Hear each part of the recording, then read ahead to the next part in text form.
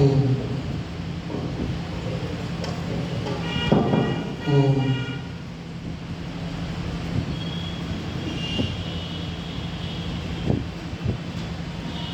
एक बार सब जने सीधे बैठेंगे और हमारे साथ मिलकर के पवित्र ओम का उच्चारण करेंगे। भैया अगर रिपीट या डिले हो तो उसको बंद कर दो। रिपीट होगा बंद कर दो।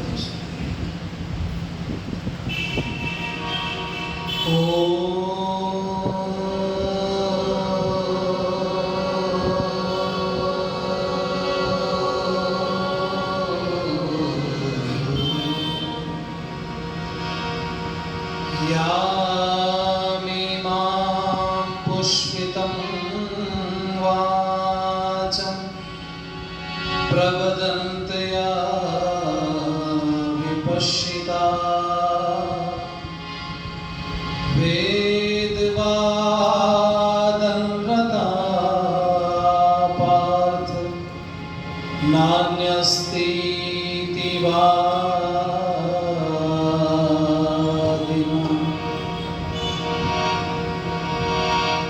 धीतिवायनयं वाचो अग्रं मनसा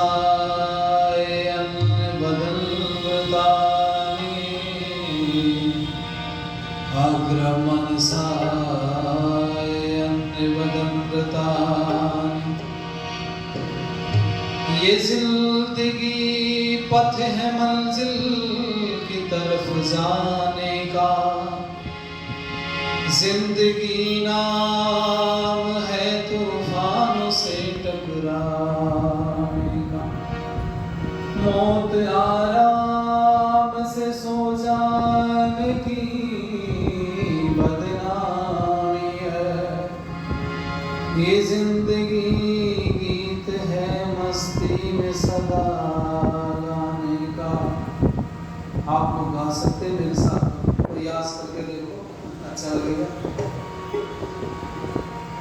मन की तरंगे मार लो, बस हो गया भजन। मन की तरंगे मार लो, बस हो गया भजन। आदत बुरी सुधार लो, आदत बुरी सुधार लो, बस हो गया भजन। मन की तरंगे मार लो, बस हो गया भजन। आदत बुरी सुधार लो, बस हो गया भजन।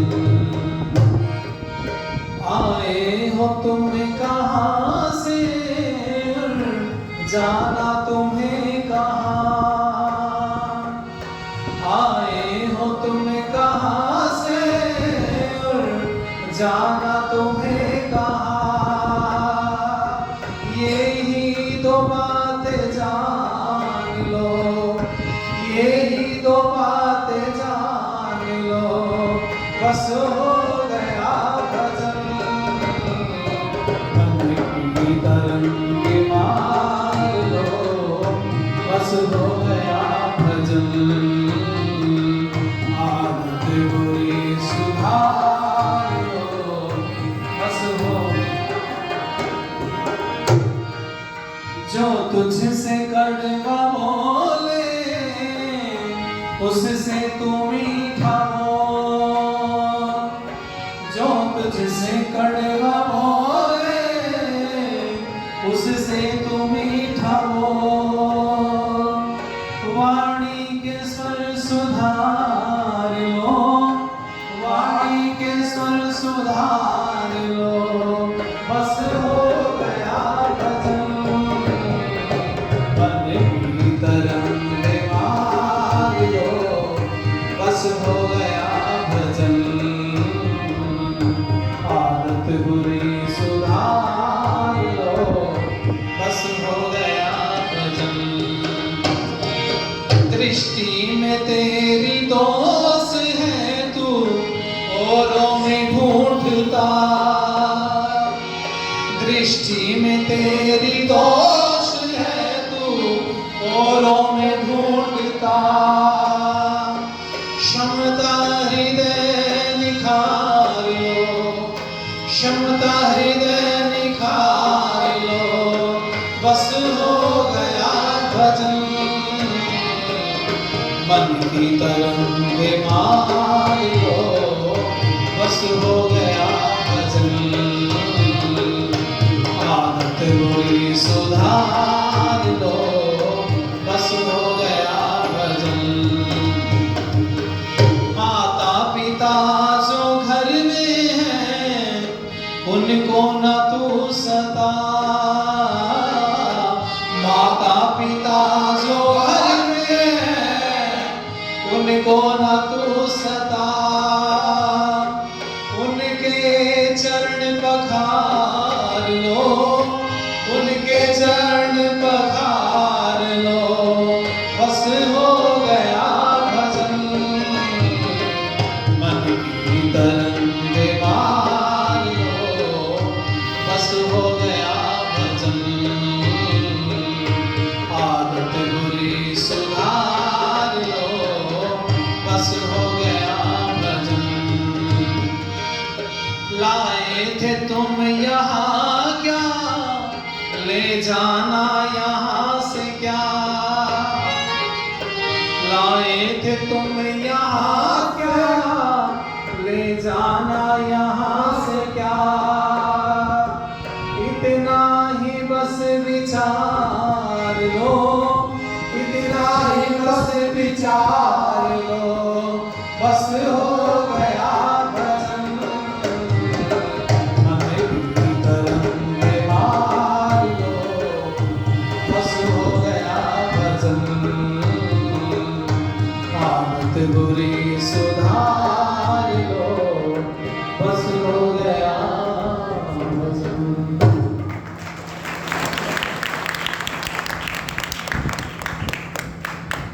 हमारे बीच में बहुत ही ऊर्जावान विद्वत परिषद के मैं कहूँगा आयोजक संयोजक मुझे आचार्य प्रमोद जी, जिनका मेरे से ठीक पूर्व आप लोगों ने बड़ा ही ओजस्वी और बड़ा ही स्पष्ट उपदेश का पान आप लोगों ने किया। पूज्य आचार्य शिव कुमार शास्त्री जी, मुझे यहाँ तक अपने प्रेम से खींच लिया जिन्होंने। हमारे बहुत पुराने मित्र आदरणीय आचार्य विश्वदेव जी, और मंच पर दाईं तरफ मेरे उपस्थित हैं। कई वर्ष बाद दर्शन करने का अवसर प्राप्त हो रहा है, जिनसे बहुत कुछ हमने सीखा। हमारे गुरु जी आदरणीय कर्म सिंह जी भोलक पर साथ दे रहे हैं। चूँकि मेरा जो वादक है उसके कान का ऑपरेशन हुआ, तो डॉक्टर ने मना किया भाई 1 महीना इसको छोड़ दो। तो हमने कहा किसको पकड़े, तो हमने कहा फिर गुरु जी से।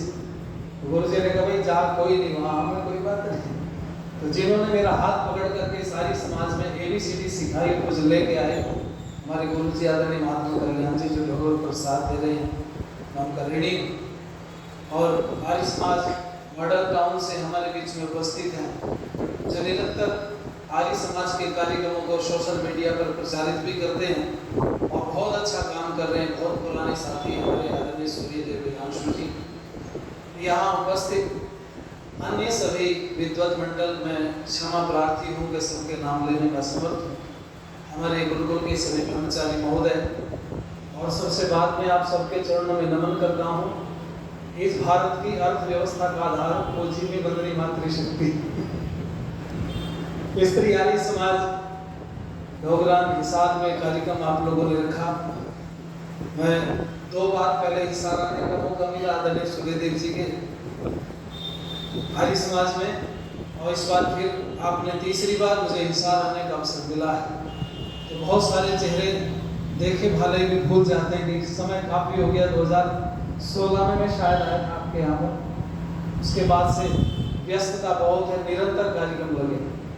फुर्सत नहीं, चूँकि शुद्धि के बहुत सारे कार्य हैं, उनको संभालना पड़ता है। बीच में उठ के जाना पड़ा, क्योंकि एक रात का एक केस हुआ है, तो इसलिए मुझे बीच में से जाना पड़ा, डील करना पड़ता है सब। उन सब से हट करके आओ, थोड़ी देर बैठ के चर्चा करते हैं हम लोग। और आचार्य जी ने बहुत सारी बातें हमें आज भूमिका के रूप में कार्यक्रम के बीच में रखी। आचार्य जी ने एक बात बोली कि हवन हम करते हैं और लक्ष्मी किसके पास है? अरे बोल दो, भूले या याद है आपको? इंग्लैंड और अमेरिका के पास। आचार्य जी की बात ठीक है, अटल जी की तरह मुझे तो सबकी बात ठीक कहने की आदत पड़ गई थी। पर एक बात आपको मैं बोलूं, अमेरिका इंग्लैंड वालों की लक्ष्मी दूसरी हो सकती है, पर हमारी वाली ग्रह लक्ष्मी हमारे ही पास है, वे भी हमारे घरों में है और वो लक्ष्मी हमें चाहिए। हाँ, हम लोग जरूर प्रतिदिन बैठ के परमात्मा से प्रार्थना करते हैं और हम लोग बोला करते हैं कि धन ऐश्वर्यों के स्वामी होने, दास ना क्या बने, बोलो जरा, स्वामी बने, दास ना बने। और मैंने एक शब्द बोला माताओं के लिए, भारत की अर्थव्यवस्था का आधार मैं क्यों बोल रहा हूं? क्योंकि मुद्रा निर्धारण पर बड़ी बार लेक्चर होते हैं यूनिवर्सिटीज में, कॉलेजों में, तो जाते हैं तो वहां सब चीजें रखी जाती हैं। एक बार मैंने टाइटल बोल दिया तो बवाल हो गया और उन्होंने कहा इसको सिद्ध करोगे? तो उन्होंने कैसे बोला? भारत की अर्थव्यवस्था का आधार माताएं हैं। तो मैंने कहा जब तुमने टाइटल रखा है कि ब्राजील की अर्थव्यवस्था का आधार गौ है, भारत की अर्थव्यवस्था का आधार माता क्यों नहीं हो सकती है? तो उन्होंने कहा सिद्ध करो। मैंने कर देता हूं। आप सब पढ़े लिखे लोग बैठे हैं, आपको जानकारी होगी, दुनिया में जो मुद्रा का निर्धारण होता है वो गोल्ड से होता है, सोने से होता है। जिस देश के पास जितना गोल्ड होता है उसका रुपया उतना मजबूत होती है, उसकी करेंसी उतनी मजबूत होती है। यानी कि अगर डॉलर की कीमत 80 रुपए है तो हमारे पास 1 किलो सोना है, तो जिनके डॉलर की कीमत 80 रुपए उनके पास 80 किलो सोना है। इसका आप अंदाजा लगा लीजिए। अंतरराष्ट्रीय स्तर पर जो मुद्रा निर्धारण है वो हमारे गोल्ड से होती है। और मैं आपकी जानकारी के लिए बताऊं, अमेरिका और इंग्लैंड दुनिया में सबसे ज्यादा मंदी में डूबे हैं, सबसे ज्यादा। अगर दुनिया में मंदी आती सबसे पहले तो अमेरिका में आती, कोई ढोल पीटता है, कोई शोर मचाता है और पूरी दुनिया मान लेती है कि दुनिया में मंदी आ गई है। लेकिन मैं आपकी जानकारी के लिए बताऊं, मंदी में पूरी दुनिया के बड़े देश डूबे हैं, पर भारत मंदी में कभी नहीं डूबा। सुन लो जरा, क्यों नहीं डूबा, कब नहीं डूबा, कैसे नहीं डूबा, सुन लो।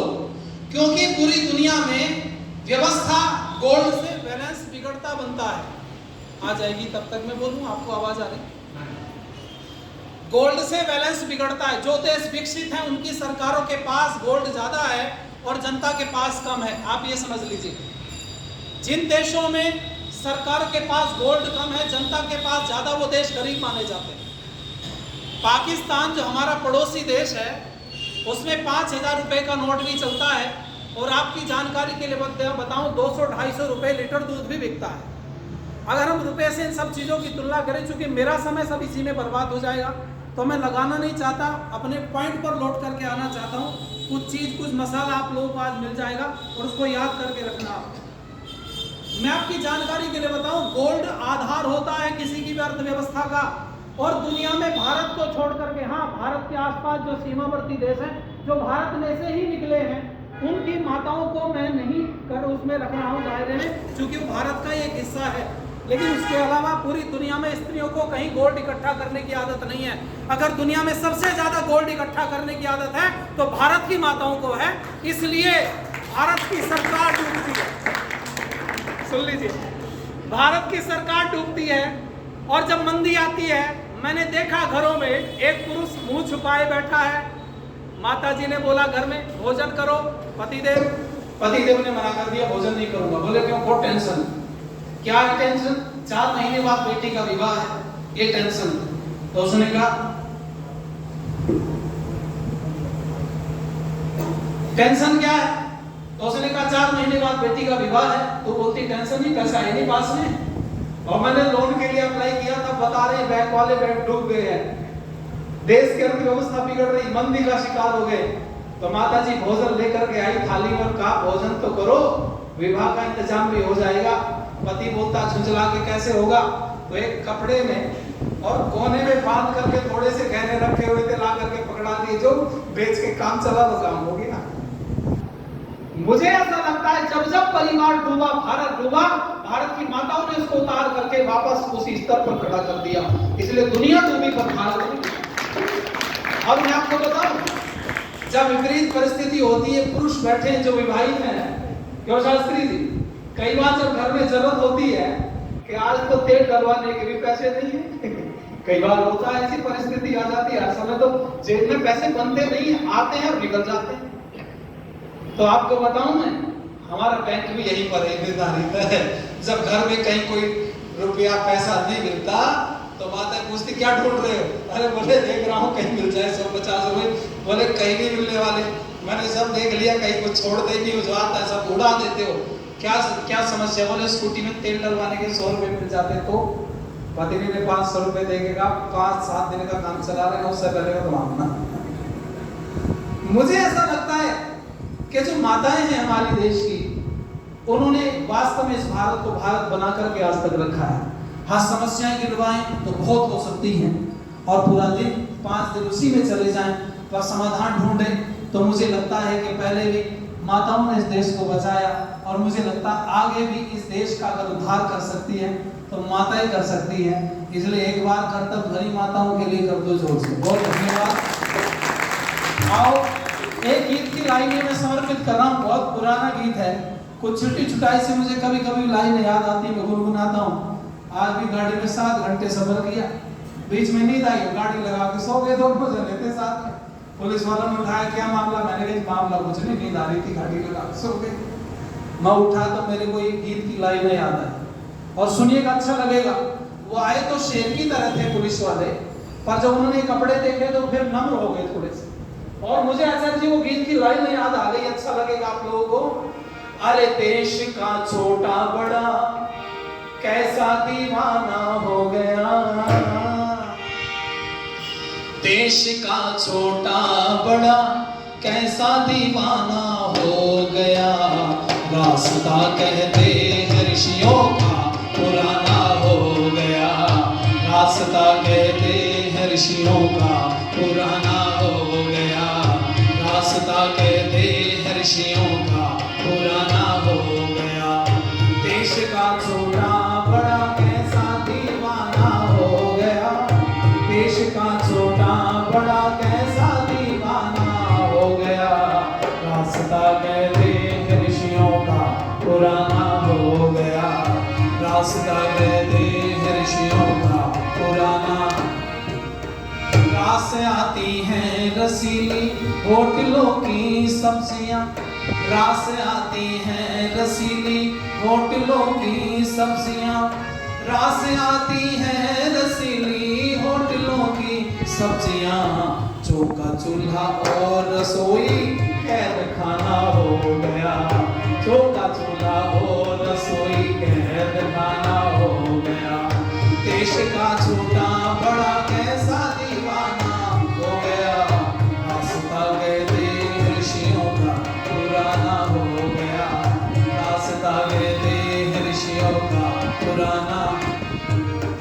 दूध घी रबड़ी मलाई छाछ मट्ठा छोड़कर, दूध घी रबड़ी मलाई छाछ मट्ठा छोड़कर, दूध घी रबड़ी मलाई छाछ मट्ठा छोड़कर, विस्की कॉफी चाय का पीना पिलाना हो गया, विस्की कॉफी चाय का पीना पिलाना हो गया, देश का छोटा बड़ा कैसा दीवाना हो गया, देश का छोटा बड़ा कैसा दीवाना हो गया, रास्ता कहते हैं ऋषियों का पुराना हो गया, रास्ता कहते हैं ऋषियों का पुराना हो गया, रास्ता कहते हैं ऋषियों का पुराना हो गया। इसलिए माताओं, वो देश की डूबती नाव आपने केवल पार नहीं लगाया। एक और आपको गिनवा दूं आपकी विशेषता। मेरी दादी कहा करती थी, बेटे तवे की टंकार 100 कोस जाती है। मेरी समझ में नहीं आया, कोई आए बोले चल पानी लेके जा, दूध लेके जा, चाय लेके जा, रोटी लेके जा, और बैठक पे दिन भर अगर कोई मेहमान आ गया, उधर स्कूल से छुट्टी आ गई, हमें सोचते थे 2-4 इधर उधर खेलने जाएंगे, इकट्ठे हो गए और कोई अतिथि आ गया, हमें बड़ा बुरा लगता था। हमने कहा बैठक दूर है, घर पे 2-4 चक्कर मारने पड़ेंगे, नहीं चक्कर लगाओ शाम को कुटाई होगी, पिटाई होगी, क्या करें। तो मैं एक दिन झुंझला के शायद 6ठी-7वीं क्लास में पढ़ता था, तो मैंने जग में वो राख से मांझा, मेरी दादी ने कहा मांझ के लेके रह इसको, तो मैंने नल पे बैठ कर उसको मांझा और मांझने के बाद में मेरे दिमाग में आया, मैंने धुल दिया उसको, फिर दोबारा धोना था तो उसमें थोड़ी सी राख लगी रह गई अचानक। मैंने सोचा आज इनको बढ़िया पानी पिला दे, तो उसमें कर लिया। गुस्सा आ रहा था, साथ वाले लड़के खेलने चले, तो मैं जब वहां लेके गया तो वो व्यक्ति समझदार थे, तो उन्होंने गिलास लिया, मेरे से कहा मुझे पानी दे दो, उसमें राख के कण थे, उन्होंने कहा इधर आओ जल दिखाओ। मैं जग दिखाया तो वहां कोई और नहीं था मेरे के अलावा, तो उन्होंने कहा नल कहाँ है, मैंने कहा नल उधर इनके घेर में भी खड़ा है पड़ोस वालों के, तो उन्होंने कहा मेरे साथ चल। वो मुझे ले गए, उसने कहा बेटे तेरे को जग मांझना नहीं आता, ऐसे ऐसे मांझते थे, वो साफ कर।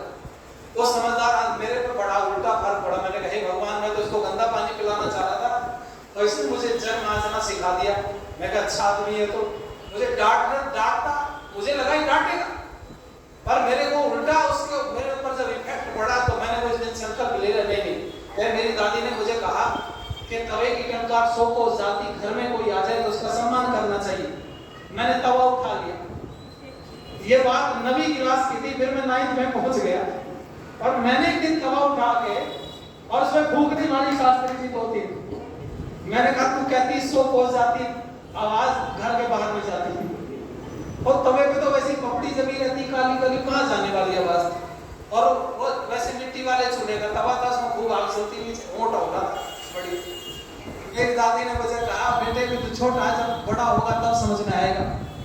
भगवान की कृपा हुई, हमारी समाज में आ गए। तो मैं एक बार छत्तीसगढ़ जा रहा, 2010 की बात, ट्रेन में था मैं, तो मैंने देखा एक नौजवान अंग्रेज है, जब ट्रेन रुकती है तो बाहर खिड़की पे जाता है, फिर अंदर आता है और बार बार ऐसा लग रहा है कुछ ढूंढ रहा है। तो मैंने पूछा नहीं प्रॉब्लम, बोला no problem, I am very hungry, I want samosa.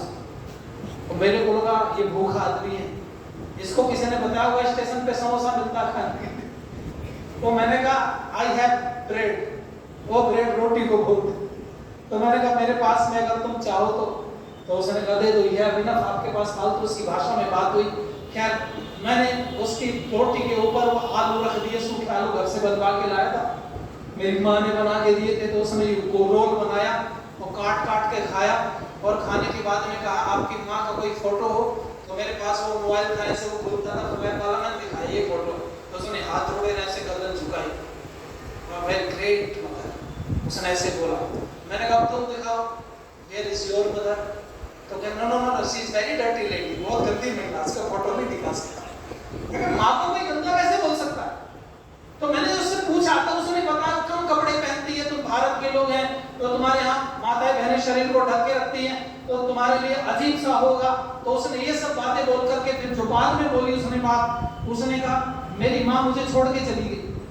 मैंने कहा क्यों? उसने कहा मेरा पिताजी मेरी माँ को छोड़ के चला गया और मैं पैदा हो गया तो मुझे मेरी माँ छोड़ के चली गई, तो मैं तो अनाथ हूँ। कभी कभी मेरी माँ से मेरा कांटेक्ट होता है, और वो कहने लगा कभी कभी बात होती, पर मैं उसके पास में नहीं रहता। वो लंबी चर्चा है। मैं लौट के घर आया और माताओं जो बात मैं आपको बताना चाहता हूँ, आपको गर्व महसूस होगा आज। मैं घर लौट के आया और मैंने मेरी दादी की बात डायरी में लिख रखी थी, मैंने काटा और काट करके मैंने मेरी दादी की बात को काट दिया। तू कहती है तवे की टंकार 100 को जाती है, मैंने 100 पर कट मार करके नीचे लिख दिया तवे की टंकार 7 समुद्र पार तक चली जाती है, और मैं भेज के आया हूँ। जिस व्यक्ति ने मेरे घर से रोटी खाई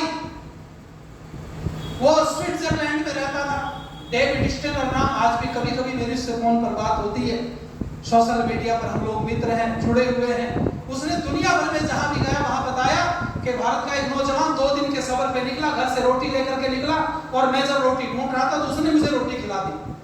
उनके लिए बड़ी बात है, पर मैं कहूं मुझे लगा कि दादी तेरी बात में कितना दम था। अगर हमने किसी को रोटी ना खिलाई होती तो भारत में अतिथि देवों का नारा भी बोलो साकार नहीं हुआ होता। और उस समय पर किसी व्यक्ति ने लिखा, वो सबके काम आने वाली बात है, अरे भूख लगे तो खाना प्रकृति है। सुन, अभी माता जी ने बहुत आग्रह किया पूज्य शास्त्री जी से कि कुछ भोजन ले लो, कुछ अल्पाहार ले लो, आचार्य जी ने मना कर दिया।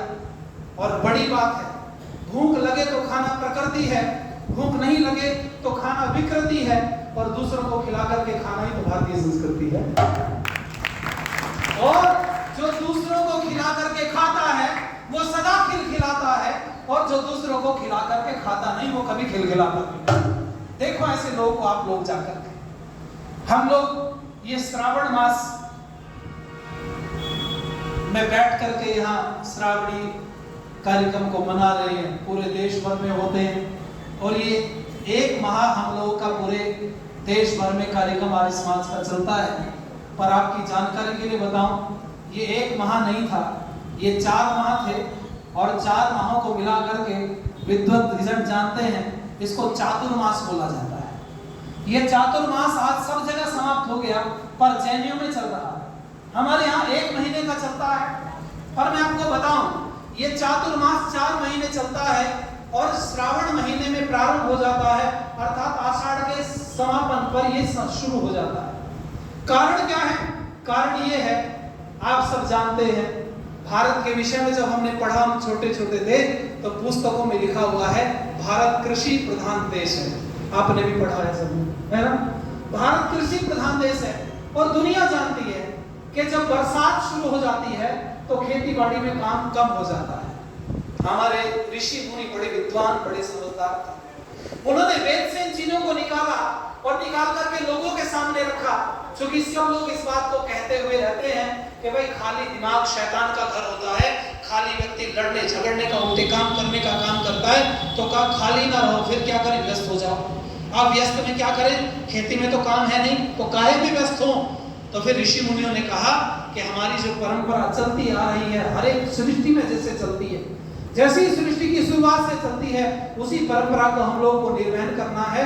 और 4 महीने चातुर्मास घोषित करके कहा, इन 4 महीनों में सत्संग करो और सत्संग सुनो।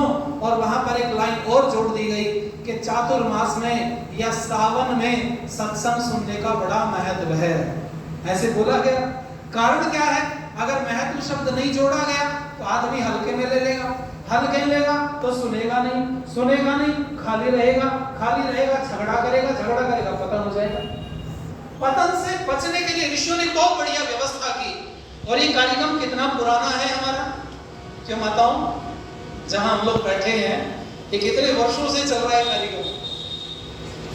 25 वर्षों से, 35 वर्षों से कार्यक्रम चल रहा है, और आज भी अच्छे तरीके से चल रहा है। तो आप धन्यवाद के पात्र हैं, एक बार ताली बजा दीजिए।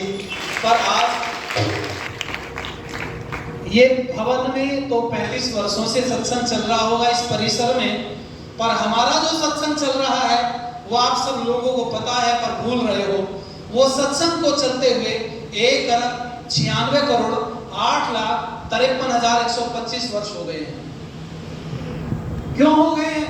क्योंकि सृष्टि की शुरुआत में जब परमपिता परमात्मा ने वेद का ज्ञान ऋषियों को दिया, और ऋषियों ने वेद के मंत्रों को बोलना शुरू किया, एक ने वेद मंत्र बोले और बाकी वालों ने सुने। जब वेद बोला गया और वेद सुना गया तो वो सत्संग नहीं हो रहा था, तो और क्या हो रहा था भाई? इसलिए हमारे यहाँ पर सुनने सुनाने की परंपरा है। और मैं आपको बता दूं, ये श्रावण जो शब्द है ना, ये श्रवण से बना है, और श्रवण माताओं सुनने को कहते हैं संस्कृत में।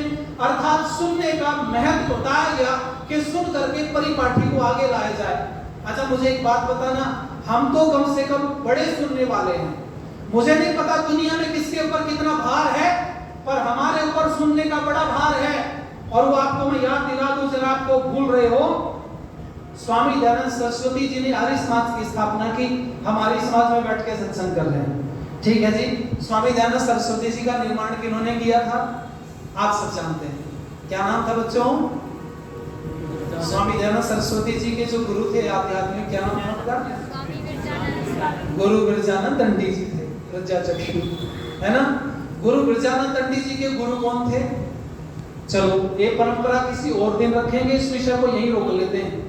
पर मैं आपकी जानकारी के लिए बताऊं, एक नौजवान गले तक पानी में खड़ा हो जाता था और खड़े होने के बाद गायत्री का जप करता था और गायत्री का जप करने के बाद में वहां से फिर बाहर निकलता था। ऐसे परंपरा बहुत दिनों तक चलती रही। एक व्यक्ति ने वहां पर बैठ करके कुछ मंत्रों का, सूत्रों का पाठ किया और वो लगभग 4000 सूत्र जब उसने बोले तो ऐसा नहीं था कि एक दिन में एक बार सुन करके याद किए। शायद भ्रांति है, इसको थोड़ा सुधार किया जाए।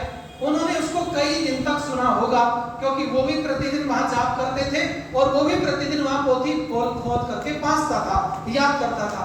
तो इनको जब याद हो गए, इन्होंने उससे कहा मेरे से सुनो, और सुन करके पता चला एक दो त्रुटियां मुश्किल से थी 4000 सूत्रों में। आप सोचो, एक दो त्रुटियां मुश्किल से। दूसरे कहा तुम तो कमाल हो, मैं प्रतिदिन पाठ करता हूं, मुझे याद नहीं हुआ और तुमने सुन करके याद कर लिया।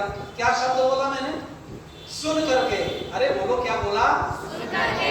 अच्छा एक बात बताओ, गुरु गजानन जी ने सुना ना होता तो उनका निर्माण ना हुआ होता और दयानंद सरस्वती जैसा शिष्य न होता, पाली समाज की स्थापना न होती, हम जैसे बैठ करके विद्वान न बनते और आप जैसे बैठ कर श्रोता न बनते।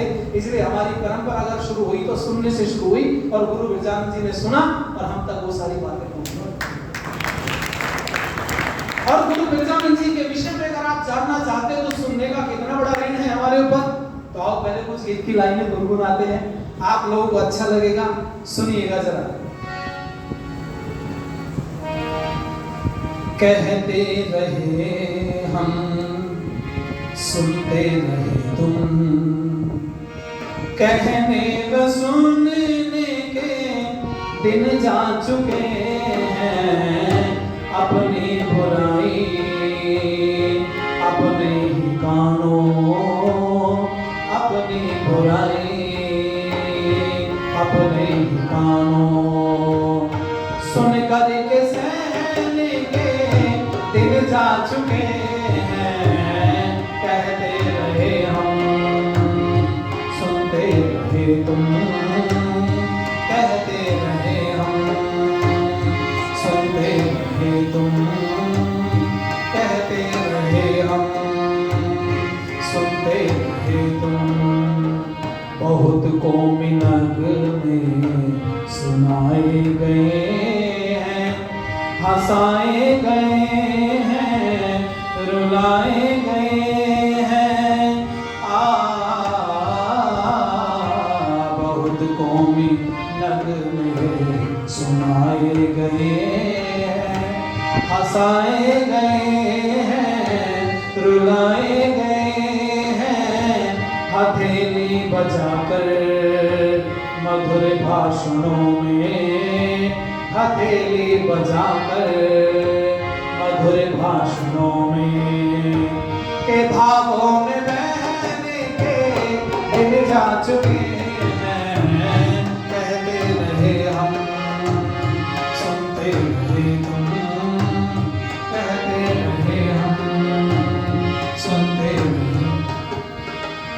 तर्कों की झड़ी लगाई, बहसों में भी विजय पाई।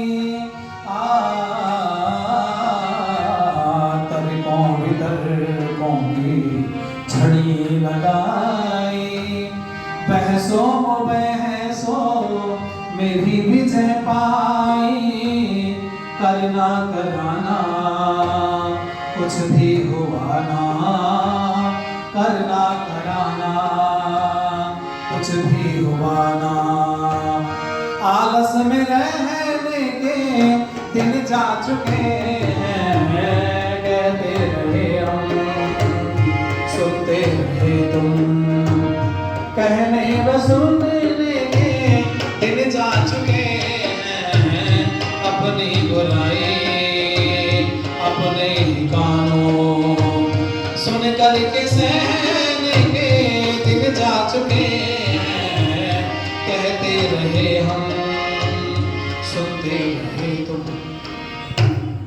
इसलिए भाई हमारी तो परंपरा सुनने सुनाने वालों की है। सृष्टि की शुरुआत में ऋषियों को हृदय में जब परमात्मा ने वेद का ज्ञान दिया तो उन्होंने बोला और बाकी वालों ने सुना। बोलने वाले थोड़े लोग थे और सुनने वाले बोलो जरा ज्यादा लोग थे। बोलने की परिपाटी तो केवल 4 की मिलती है। अग्नि ने बोला, वायु ने बोला, आदित्य ने बोला और अंगिरा ने बोला। ये 4 लोग तो केवल बोलने वाले थे और इन 4 के इतर बाकी सब बोलो जरा सुनने वाले थे। हमारी बड़ी पुरानी सुनने सुनाने की परंपरा है। और मैं आपको बताऊं, ध्यान दीजिएगा जरा, जब हम ध्यान लगाते हैं तो आंख बंद करने की बात कही है, कान बंद करने की बात बोलो। इसके पीछे क्या कारण रहा होगा? कभी किसी और दिन विषय रखेंगे, विषयांतर होने के वजह से सब चीजें प्रस्तुत करना मुश्किल है। इसलिए सुनिए, मैं श्रवण की बात कर रहा था, सुनने की। जिस गुरु बिरजानंद दंडी जी की बात मैं बता रहा हूं, उनके पास में सुनने वाले बहुत सारे लोग विद्वान हो गए। एक अनपढ़ व्यक्ति था जिसका नाम था नैनसुख झड़िया। उसने सुना केवल, ये विद्वत्गण जानते हैं। और नैनसुख झड़िया क्या काम करता था? अनपढ़ आदमी था, गलत चीजों में फंसा हुआ था, पर गुरु बिरजानंद जी की कुटिया पर आना जाना शुरू हो गया। ऐसा शुरू हुआ, सुनता था तो सुनता ही रहता था। कह गुरुजी बोलो। अब गुरुजी ने चेला मोटा नहीं, पर फिर अभी जबरदस्ती के चेले होते हैं ना कुछ तो। कोई कहने लगा भाई गुरुजी आपको कहने लगे तो आपका चेला हो गया, आप गुरुजी हो गए। गुरु बिरजानंद जी ने उसको कभी दीक्षित नहीं किया, लेकिन हाँ पास में बैठ करके प्रतिदिन सुनता था। तो गुरुजी भी आहट से पहचान लेते थे कि नैनसुख झड़िया बोलता था, आवाज से पता चल जाता था। गुरुजी तो प्रज्ञाचक्षु थे, उनको तो आंखें दिखाई देता नहीं था। तो गुरुजी के पास में बैठ करके नैनसुख झड़िया सुनते सुनते सुनते सुनते विद्वान बन गए। और कैसा विद्वान बना? सामान्य विद्वानों की उससे कोई चर्चा करने की सामर्थ्य नहीं थी, क्योंकि गुरु बिरजानंद जी ने सुन करके याद किया, उसने भी सुन करके याद किया। कभी कागज और पेंसिल को नैनसुख झड़िया ने उठाया नहीं, क्योंकि अनपढ़ व्यक्ति बहुत जल्दी से याद कर लेता है। कारण क्या है? आपके पास तो मोबाइल पे रिकॉर्ड कर लोगे, आप सोचोगे बाद में सुनोगे, चलो रिकॉर्ड कर लेंगे। आपके पास कॉपी पेंसिल, आप सोचोगे मैं लिख लेता हूँ बाद में पढ़ लूंगा। लेकिन जो ना लिख सकता है, ना मोबाइल में टेप कर सकता है, वो क्या करेगा? बोलो जरा, बोलो भाई। सुनेगा ध्यान से, और जब ध्यान से सुनेगा तो कल्याण, बोलो जरा, हो जाएगा। नैनसुख झड़िया बैठे बैठे चर्चा कर रहा था। नैनसुख झड़िया ने किसी की चाल की चर्चा कर दी। अरे अमुक व्यक्ति के पास में बड़ा अच्छा घोड़ा है, बड़ी गजब की चाल है। बस गुरु बिरजानंद जी बैठे थे, शब्द पकड़ते थे। कहने लगे नैनसुख झड़िया, चाल घोड़े की नहीं होती। बोले और चाल तो शतरंज की होती है। अभी शतरंज की चाल के विषय में नहीं पता। जिस दिन तुझे शतरंज की चाल के विषय में पता चल गया, तब तुझे पता चलेगा शतरंज की चाल में आगे पूरी दुनिया की चालें फेल है। बस इतना कहते ही नैनसुख झड़िया ने पूछा, गुरुजी बोले हाँ, आपको शतरंज के विषय में क्या पता? अच्छा, बिना आंखों वाला व्यक्ति शतरंज खेल सकता है कभी? अरे हाँ तो कर दो भैया। देखो गर्दन गर्दन हिलाते रहो, मुझे आपको 5 दिन बर्दाश्त करना है। झेलना तो पड़े। हमारे आचार्य जी कह रहे थे, आपको अच्छा लगा, मुझे तो पता नहीं अच्छा लगे बुरा लगे, पर मेरा ऑप्शन नहीं है। 5 दिन अगर मैं जिंदा रहा तो मैं सुनना पड़ेगा, और मैं सुनाऊंगा। तो गर्दन गर्दन हिलाते रहना, ऐसे ऐसे करते रहना, चाहे समझ में आए या अच्छा ठीक है। तुम्हारी तो बिल्कुल नहीं याद, ध्यान से सुनो भाई। तुम्हें तो सुनना पड़ेगा बेटे, क्योंकि मंच पे तो तुम्हारा ही नंबर लगना, हमारे बात। इसलिए सुन। नैनसुख झड़िया से कहा गुरुजी ने, अरे नैनसुख झड़िया चाल होती शतरंज की। अभी शतरंज की चाल कभी देखी होती तो तुझे पता चलता दुनिया में उससे बड़ी कोई चाल बोलो। अरे शतरंज की चाल ही तो चली थी महाभारत में। अरे बोलो भैया, काय की चाल थी बोलो? शतरंज की। कितना उलट पुलट हो गया। भगवान कृष्ण ने एक व्यक्ति जरासंध को मार करके पूरी दुनिया के ऊपर चक्रवर्ती राज्य स्थापित किया था इंद्रप्रस्थ का। मेरे पास समय अभाव है, तो सब चीजें नहीं बोल सकता। पूरा एक छत्र राज पूरी दुनिया पर हो गया, और एक शतरंज की चाल ने पूरे राज को, बोलो जरा। बस नैनसुख झड़िया ने कहा, आप शतरंज जानते हो गुरुजी? गुरुजी ने कहा, अगर जानते नहीं होते तो तुम्हें काय को चाल बता रहे होते? कहने लगा गुरुजी फिर हो जाए तो हाथ। गुरुजी ने कहा नहीं नहीं, शतरंज नहीं खेल सकता, बहुत समय हो गया है। उसने कहा नहीं नहीं गुरुजी, आपकी सेवा में एक व्यक्ति उपस्थित होता है जिसका नाम है केदारनाथ खत्री। गुरुजी ने कहा कहने लगा केदारनाथ खत्री का बहुत दूर तक कोई हाथ थामने वाला नहीं है। गंगा यमुना के बीच में तो कोई व्यक्ति ऐसा है ही नहीं इसके आसपास में जो केदारनाथ खत्री का कोई हाथ थाम सके। इतना बड़ा शतरंज का खिलाड़ी है, आपके चरणों में तो उपस्थित होता रहता है, पर कभी चर्चा नहीं हुई। गुरुजी ने कहा देखो भाई, नैनसुख झड़िया शतरंज अगर तुम मेरे से सीख देखना चाहते हो तो मैं एक ही बार शतरंज खेलूंगा, दोबारा खेलूंगा नहीं कभी, और जिसको तुम दुनिया में सबसे बड़ा खिलाड़ी समझते हो उसको पकड़ लाओ। केदारनाथ खत्री से बड़ा हो तो उसको ले आओ। कहने लगा गुरुजी केदारनाथ खत्री से बड़ा कोई शतरंज का खिलाड़ी नहीं। कल ला पकड़ के केदारनाथ खत्री चरणों में उपस्थित हो गया। नतमस्तक होने के बाद कहने लगा गुरुजी शुरू किया जाए। पूरी विषाद बिछा दी गई और बैठ गए दोनों। केदारनाथ खत्री इधर, गुरुजी उधर, नैनसुख झड़िया बीच में। एक दूसरी तरफ कोई व्यक्ति और दृष्टि रखने के लिए रखा गया जो तीसरा व्यक्ति देख सके। नैनसुख झड़िया को गुरुजी ने कहा मुझे तुम पर विश्वास है, घोड़े को, वजीर को, राजा को यहाँ लगा दो जहां लगना चाहिए। लग गया। ठीक है, कौन चलेगा चाल? केदारनाथ खत्री ने कहा मैं चल देता हूं। केदारनाथ खत्री गुरुजी तो कहता था पर हारना नहीं चाहता था। सुन लो सब जन। केदारनाथ खत्री चलता चला गया चाल। नैनसुख झड़िया को गुरुजी पूछते थे कहां घोड़ा, कहां राजा, कहां वजीर, और कहते थे आपके ये वाली चाल चलते। नैनसुख झड़िया चाल चलता रहा गुरुजी की तरफ से। खेल का कोई अंत नहीं हो रहा है, घंटों निकल गया। गुरुजी ने एक बात पूछी, केदारनाथ खत्री बोले हाँ, अब तक कुल मिलाकर के कितनी चाल हुई? कहने लगा गुरुजी गिनी नहीं मैंने।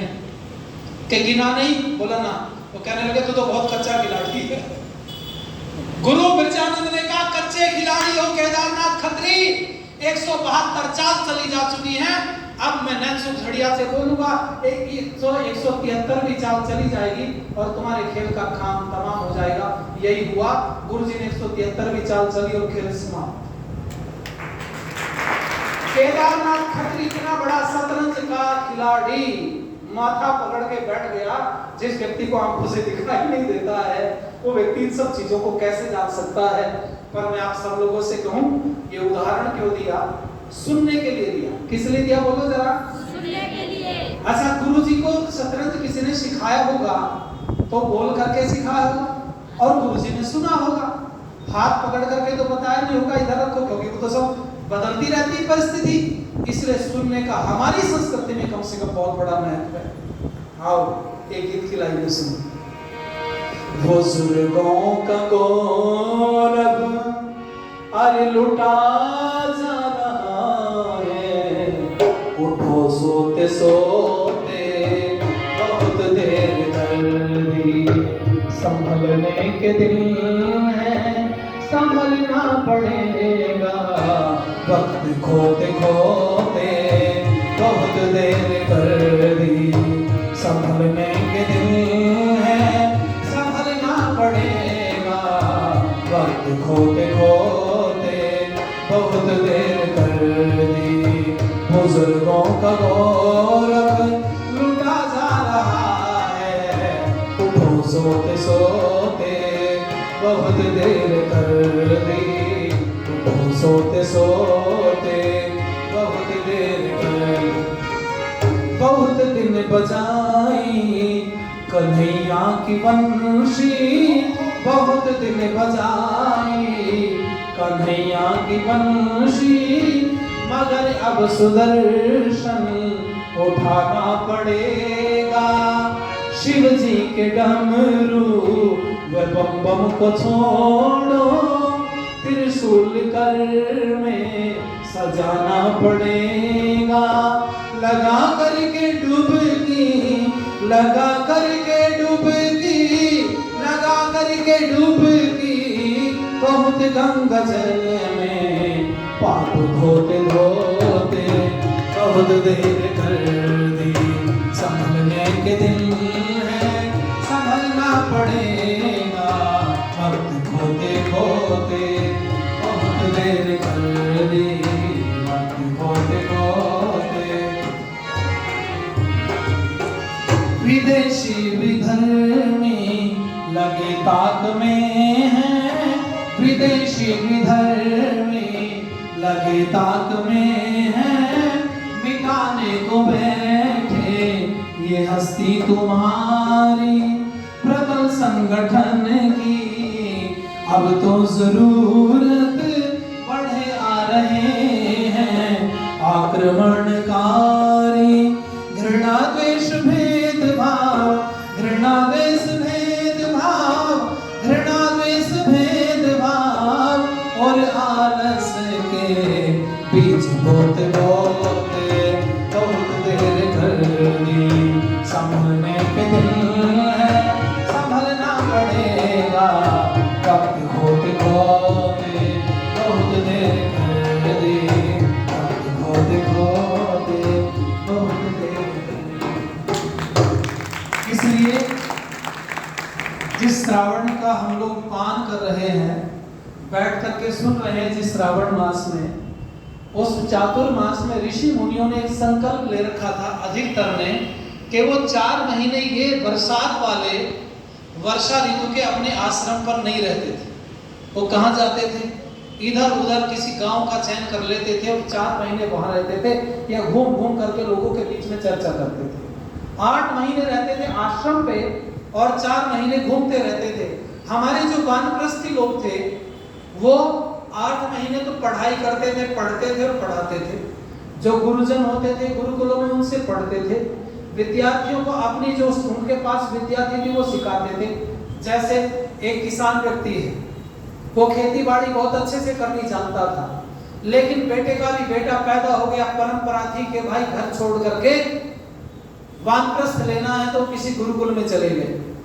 और वहां गुरुकुल में जाने के बाद में जो उनको खेती बाड़ी के गुण आते थे वो वहां विद्यार्थियों को सिखाते थे। तो विद्यार्थियों के पास केवल एक ही विषय नहीं होता था, ऐसे अनेकों वानप्रस्थी जाते थे, वो अपने अपना गुण उनको दे देते थे। तो गुरुकुल के विद्यार्थियों को खेती बाड़ी भी उच्च स्तर की आती थी, वो और अन्य सब विषयों को जानने वाले होते थे। ये परंपरा चलती थी। लेकिन वो जो वानप्रस्थी होते थे ना, वो कहते थे गुरुजी 8 महीने तो रह लिया आपके पास, अब 4 महीने चले जाते हैं किसी रिश्तेदारी में या गांव में, वहां क्या काम करेंगे? वहां अपने परिवार के लोगों का उत्थान करेंगे। तो वो कहते थे भैया आ जाओ, प्रतिदिन कथा चलेगी और शाम को बैठ करके कथा होती थी, पूरा गांव बैठ के सुनता था। हमारे यहाँ कहानियों से, किस्से से भरी पड़ी है पुस्तकें, जहां ये प्रमाण मिलते हैं कि ऋषि मुनियों ने गांव-गांव जाकर के सत्संग किए। और मैं आप लोगों से कहूंगा, लोग सुनते थे, जब 3.5 महीने हो जाते थे, शास्त्री जी बता रहे थे ना, तो वो जो पिताजी थे जो आए सत्संग करने के लिए, वानप्रस्थी ले लिया उन्होंने, तो वो जाते थे वापस, तो बच्चे कहते थे पिताजी कपड़े फट गए। बोले फिर क्या करें? नए कपड़े ला देते हैं आपको। नए कपड़े ला दिए, नए जूते ला करके दे दिए, नए छाता दे दिया, नया उनको डंडा दे दिया, ये सब चीजें नई उनको ला करके दे दी। ठीक है, कौन से दिनों में? जब श्राद्ध पक्ष चलता है हमारे यहाँ। वैसे हमारे यहाँ श्राद्ध तो सदा होता है, सदा होना चाहिए। कई वर्ष पहली बात है, मैं हापुड़ आर्य समाज में कार्यक्रम था यही 7 दिनों का, तो हम किसी के घर भोजन करने गए, तो बहन जी आम खिलाए भोजन के बाद में, कहने लगी ये बहुत बढ़िया आम है, 1000 रुपये दर्जन मिला। ठीक, खिलाने के बाद में जब हम चले, तो मेरी आदत है किसी घर में जाओ तो 2 मिनट कुछ बोल दो। तो उनको थोड़ा उपदेश देके जब चलने लगे, तो मैंने कहा बहन आपका बड़ा धन्यवाद, आपने हमारा श्राद्ध किया। बस इतना कहते तो वो कहने नहीं हमने श्राद्ध नहीं किया आपका, आप तो जिंदे हो। मैंने कहा जीवित का ही तो श्राद्ध होता है, मरे का नहीं होता। बोले कैसे? मैंने कहा सुन लो, श्राद्ध शब्द का अर्थ है श्रद्धा पूर्वक सेवा करना। पूछो विद्वानों से, श्रद्धा पूर्वक सेवा करने का नाम क्या है? बोलो जरा। और श्रद्धा क्या है ये भी सुन लो। सत्य में धारणा रखने को श्रद्धा कहते हैं, झूठ में धारणा रखने को श्रद्धा बोलो नहीं कहते। क्योंकि झूठी जो श्रद्धा होती है बड़ी जल्दी टूट जाती है। अब ये मेरे पास में मोबाइल है, ठीक है, तो मैंने इसको अगर मान लूं, मैं मेरी श्रद्धा है जी, मैं तो इसको 4 व्हीलर मान लेता हूं, ठीक है, मैंने मान लिया, तो ये 4 व्हीलर का काम करेगा क्या? अरे हाँ ना तो करो। अच्छा, हमारे पौराणिक भाई क्या कहते हैं? मानो तो भगवान, नहीं मानो तो पत्थर, मानो तो गंगा जी, नहीं मानो तो बहता पानी। मैंने पूरा ट्रैक तैयार किया मानने के ऊपर। कभी विषय भी अभी अवसर आएगा तो आप लोग सुनिएगा पूरा विषय। मैंने पुस्तक लिखी माताओं इसी के ऊपर, मानने के ऊपर। लोग कहते हैं मान ले, मानने से सब कुछ होता है। तो मैंने कहा ठीक है बताओ, मेरा साथी कहने लगा एक मित्र के देखो भगवान है इसको मान लो, मंदिर में मान लिया, कहे हाथ जोड़ो मैं जोड़े, बोले गर्दन झुका मैं झुका दी। कहने लगा देख भाई एक बार तूने मनवाया मैंने मान लिया, अब मैं बोलूंगा तुझे मानना पड़ेगा। कहने लगा जी हाँ ठीक है। मैंने कहा अब तो मुझे नरेंद्र मोदी मान ले थोड़ी देर के लिए, भारत का प्रधानमंत्री नरेंद्र मोदी मान ले। कह रहा कैसे मान लूं? अरे मान ले, मानने से क्या बिगड़ जाए तेरा।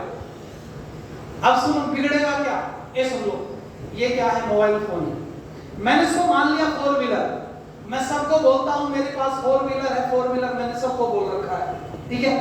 लेकिन पड़ोस में कोई व्यक्ति रहता है और उसके घर में किसी के पेट में दर्द हुआ रात को 1 बजे और उसने दरवाजा खटखट किया, भाई साहब बोले हम डॉक्टर के पास चलना है। मैंने कहा भाई जाओ चले जाओ। कहने लगे नहीं कैसे चले जाएं, साधन कोई नहीं है। हमने कहा भाई फिर साधन का अरेंजमेंट करो। कि नहीं आप तो कहते थे रोज मेरे पास कार है, जरा अपनी कार ले आओ।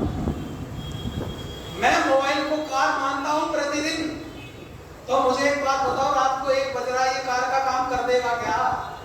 अरे हाँ ना तो कर दो भैया। ये माता जी रो रही, मैंने कहा क्यों रो रही? कहले बेटा फेल हो गया। मैं मंदिर जाती हूँ, बोले हाँ।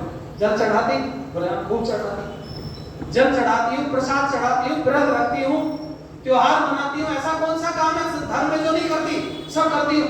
मैंने कहा भगवान, बोले भगवान को खूब मानती हूँ। मैं पकड़ लिया उसका शब्द, मैं फिर रोने की जरूरत नहीं। बोले क्यों? मैंने कहा भगवान को जानती है या मानती है बता दे। माता जी कह रही बेटे जानती तो नहीं, सच बात तो ये मतलब मानती हूँ। मैंने कहा मानने से सब हो जाता है? बोले हाँ मेरे तो सब काम हो गए मानने से। तो मैंने कहा ये भी मान ले, थोड़ी देर को काय को रो दी कि बेटा पास हो गया, मान ले। क्यों? बात आपकी समझ में नहीं आई शायद। वो रो रही मेरा बेटा फेल हो गया, तो मैंने कहा तेरा जब मानने से सब काम चल जाता तो ये भी मान ले बेटा पास हो गया। क्यों जी? एक कहने लगे मेरे बेटे का विवाह करा दे कहीं से, मानने में विश्वास रखती थी। मैंने कहा मान ले बेटे का विवाह हो गया। कैसे मान लो? ऐसे ही मान ले जैसे भगवान को मानती है।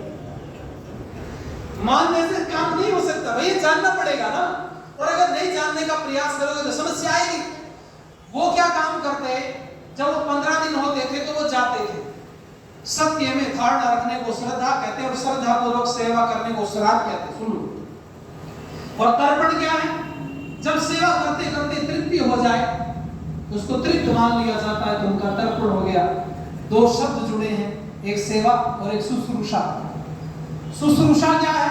सेवा तो कर लेते हैं फिर भी कुछ लोग, लेकिन शुश्रूषा में विश्वास नहीं रखते। और शुश्रूषा क्या है? हमारे जो बड़े बुजुर्ग घर में हैं, हमें उनके पास बैठ करके कुछ दिन उनके विचारों का आदान प्रदान करना चाहिए। देखो आप किसी को बहुत बढ़िया व्यंजन मत खिलाओ जो घर में बुजुर्ग है, लेकिन थोड़ी देर बैठ करके उनके पैर पकड़ के पैर दबाओ और उनसे कहो कुछ हमें सुनाओ। आप वो जो अपनी बातें सुनाने में उनको आनंद आता है ना, तुम्हारे रसगुल्ले खाने में आनंद नहीं आता। तुम्हारे दुनिया भर के व्यंजन फेल है जो बोलते हैं अंदर से। तो ये काम भी हमें घर में करना चाहिए। और मैं आपकी जानकारी के लिए बताऊं, ये चातुर्मास हमारा चलता रहा। वो 4 महीने के बाद में 15 दिन वो लौट करके चले जाते थे, लेकिन ये पाखंड में कैसे परिवर्तित हो गया ये सुन लो।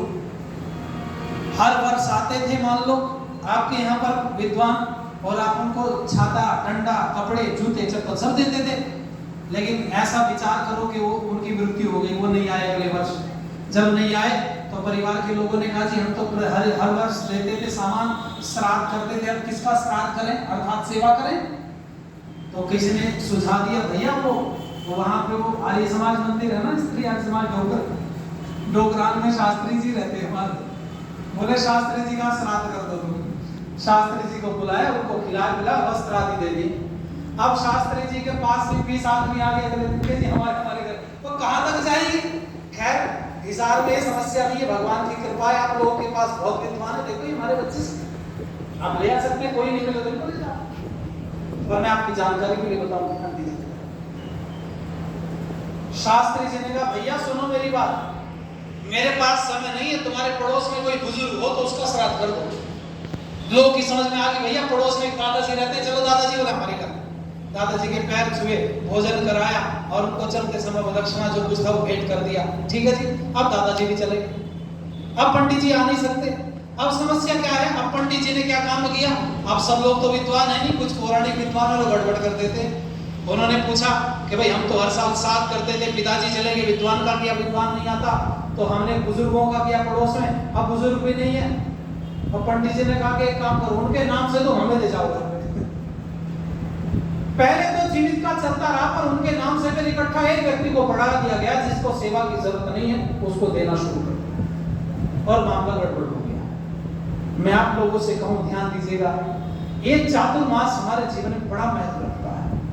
सुनने सुनाने की परंपरा अगर आप मैं बीच में रखूं आपके, तो आप 7 दिन बैठ के कथा सुनिए। अगर मैं आपको सुनाऊं कि सुनने से क्या हुआ।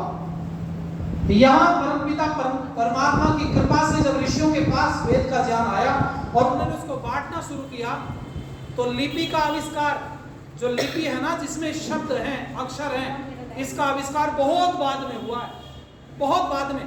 इस लिपि से पहले हमारी पूरी व्यवस्था सुनने से चलती रही। अच्छा आपको बताऊं, जो सुनने में जो सुन लेता है वो फायदे में रहता है। क्यों जी? सुनने वाला फायदे में रहता है, सुनाने वाला? जोर से बोलो। सुनने वाला। तो आप लोग सुनते हो, और कमाल की बात यह है जब कहीं गड़बड़ हो जाए मामला तो चुप नहीं होता, कोई पे बोलते जाओ। पर मैं आपको बताऊं, हमारे शास्त्री जी बता रहे हैं कि सुनने वाला भी लाभ में रहता है और सुनाने वाला भी लाभ में रहता है। लेकिन भैया लाभ में तब रहोगे जब सुनाने वाला ठीक सुनाएगा और सुनने वाला भी ठीक सुनेगा। और मैं बैठ कर के यहाँ उलट पुलट बातें गाली उतार देना शुरू करूँ तो सुनोगे क्या? नहीं। शायद ऐसा लगता है कि बहुत सारी चीज़ों में बड़ा परिवर्तन की आवश्यकता है। इसलिए मैं आप लोगों से कहूँगा, जो कि इस समय बड़ी तेजी से दौड़ रहा है, और बिजली वाले भी पता नहीं उनको पता चल गया क्या मेरे बारे में बैठा है। चलो कोई बात नहीं, कोई गिला शिकवा नहीं, क्योंकि कोई बिगाड़ना नहीं चाहता, पर अनायास सारी चीज़ें हो जाती हैं। मैं आप सब लोगों से निवेदन करूँगा कि जो बातें आप लोगों के बीच में मैंने रखी है, चूँकि एक घंटे का समय आप लोगों ने मुझे दिया, वो दौड़ रहा है, आप लोग घड़ी देखोगे तो अच्छा नहीं लगेगा, तो मुझे लगता है कि अपने आप ही फिर समाप्त कर देना चाहिए। क्योंकि मैं साहित्य हिंदी का विद्यार्थी रहा हूँ, और साहित्य हिंदी में मैंने पढ़ा था शास्त्री जी कि अतिक्रमण से बचना चाहिए। अतिक्रमण करोगे तो आक्रमण होगा, आक्रमण में फिर तोड़फोड़ होगी, और तोड़फोड़ में नुकसान होगा, तो नुकसान से बचना तो अतिक्रमण से बचो। मैं समय का अतिक्रमण करूंगा तो समस्या पैदा होगी। इसलिए आओ, बस केवल चंद लाइनें कह करके मैं वाणी को विराम की तरफ लेके चलूंगा। फिर कल जैसी व्यवस्था होगी आपके बीच में उपस्थित होंगे। कुछ विषय अगर ऐसे हैं जिनको आप सुनना चाहते हैं तो शास्त्री जी को इंगित कर दें और हमें बता दिया जाए, उन विषयों पर प्रकाश डालेंगे। और प्रयास ये रहेगा कि कई विषय हमारे ऐसे जिनमें हमने शोध किया है, जैसे संसार की सृष्टि उत्पत्ति विषय, इसको सामान्य व्यक्ति जन साधारण तक कैसे पहुंचाया जा सके, उन विषयों को प्रयास करेंगे किस दिन आपके बीच में रखा जाए। तो आओ बस चंद लाइन आप लोग गाइए मेरे साथ में, चूँकि आपको याद होगी, सुनी सुनाई लाइनें, अच्छा लगेगा। ये भावना बना ले, अरे मत कर बुरा किसी का, ये भावना बना ले, मत कर बुरा किसी का, उपवन ये जगमगा ले, करके भला किसी का, ये भावना बना ले, मत कर बुरा किसी का, ये भावना बना ले, मत कर बुरा किसी का। कर्तव्यशीलता के हृदय में भाव भर ले, कर्तव्यशीलता हृदय में भाव भर ले, कल पर न टाल, जो कुछ करना है आज कर ले, बज जाए कब नगाड़ा, तेरा चला चलेगा, ये भावना बना ले, मत कर बुरा किसी का, ये भावना बना ले, मत कर बुरा किसी का।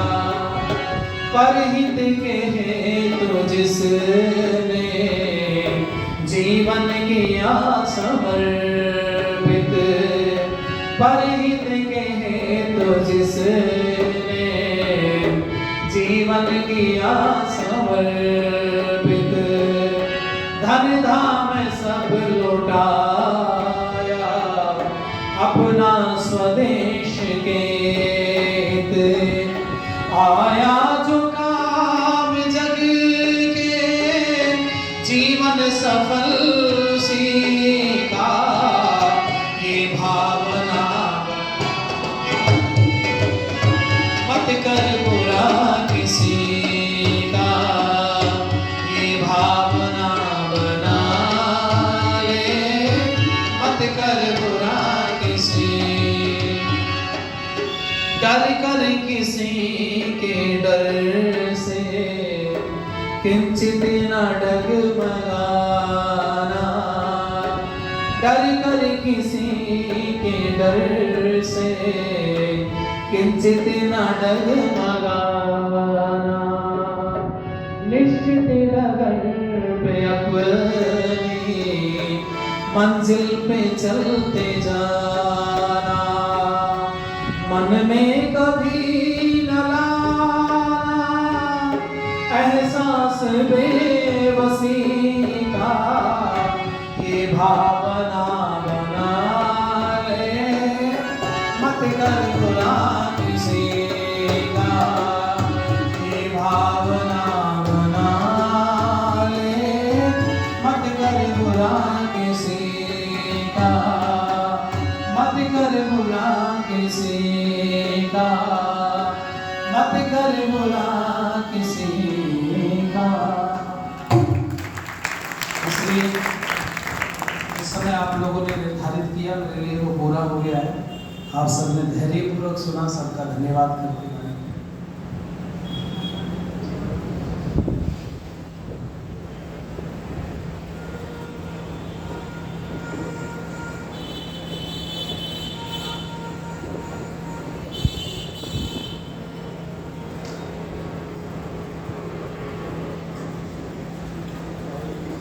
कुलदीप जी का बहुत बहुत धन्यवाद। उन्होंने हमें अपने धर्मोपदेशक के माध्यम से सुनने के विषय में बताया कि हमें किन चीज़ों को सुनना चाहिए और क्या क्या बातें बताई, और अंत में कहा कि भावना बना ले मत कर बुरा किसी का। हमें अगर अपने जीवन का कल्याण करना है तो दुनिया में हर किसी का भला सोचना। देखो, सोचने में तो कुछ जाता नहीं है, तो हम अच्छा ही सोचें, जितना भी सोचें अच्छा सोचें। लेकिन हमारी सबकी मनस्थिति ऐसी हो गई है कि हम अच्छा सोचने के स्थान पर दूसरे का गलत सोच लेते हैं, और उसी में जब हम गलत सोचते हैं तो उसका तो गलत होता नहीं, हमारा ही गलत हो जाता है। तो जैसी दृष्टि वैसी सृष्टि के चरितार्थ करते हुए हमें अपने जीवन को रखना है। सभी का बहुत बहुत धन्यवाद।